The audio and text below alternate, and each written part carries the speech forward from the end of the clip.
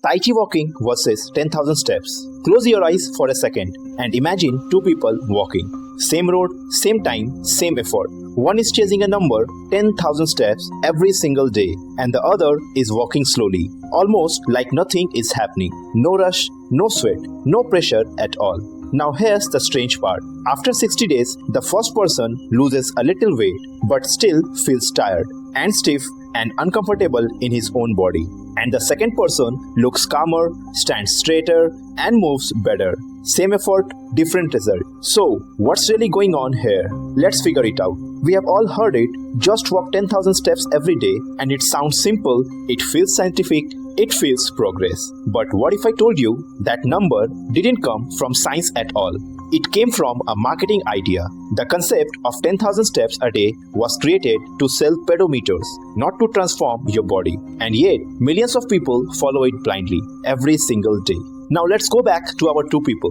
Let's call them Step Guy and the Mindful Walker. The Step Guy wakes up, puts on his shoes and starts walking fast. He checks his phone, counts his steps and pushes himself to hit that number, 10,000 steps. Remember it. No matter what, the Mindful Walker also goes out, but something feels different. He walks slower, he breathes deeper, he pays attention. Not to numbers, but to his body. And at first glance, it looks like that Step Guy is winning. He's doing more, he's burning more, he's sweating more. But here's the question.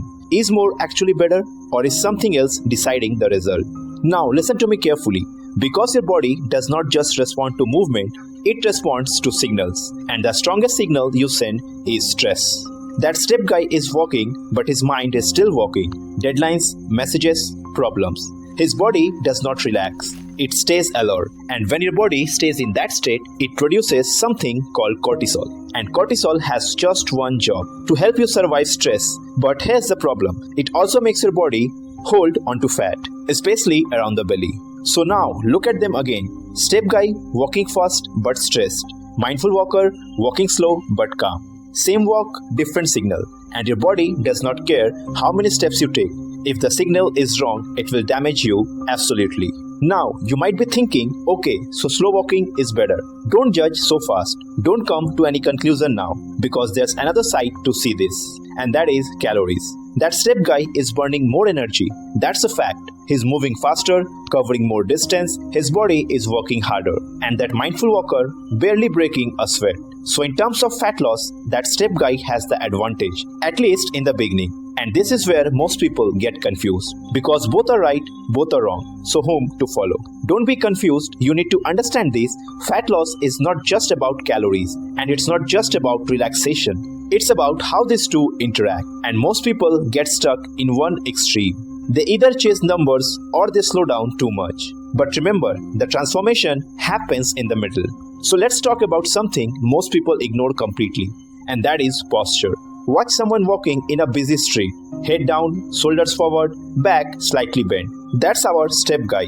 Even while doing something healthy, he's damaging his body slowly. Now look at that Mindful Walker. Spine upright, steps controlled, breathing steady, same action but completely different impact. So right now, do one thing. Sit straight, pull your shoulders back, take a deep breath and feel that feeling. That's what your body is supposed to feel while walking. But most people never experience it.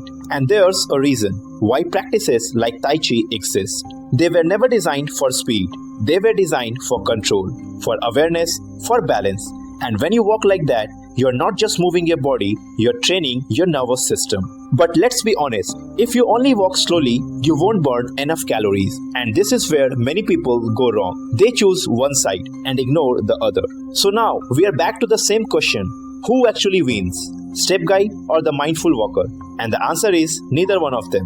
Because the real transformation happens when you combine both of them. Imagine this. You start your day with 10 minutes of mindful walking, slow, controlled, calm walking. You reset your body, your posture, your breathing. Then later, you go for a regular walk, 6,000 steps or 7,000 steps or maybe 8,000 steps, whichever is possible for you. Now your body is not stressed. Your posture is better, your movement is efficient, and suddenly everything starts working together. But wait, let's go back to those two people. But this time, there's a third version. The one combines both. And after 60 days, he does not just lose fat. He moves better, feels lighter, sleeps better, and most importantly, he does not quit. And the reason is a real secret. Not intensity, not numbers. It's consistency. And as you know, consistency comes from balance. So, the next time you go for a walk, don't just ask, how many steps did I take? Ask something better. How did I walk today? Because one of those questions keeps you stuck and the other changes everything. Watch my previous video on weight loss that must be popping up on your screen. Click on it and see you in the next video.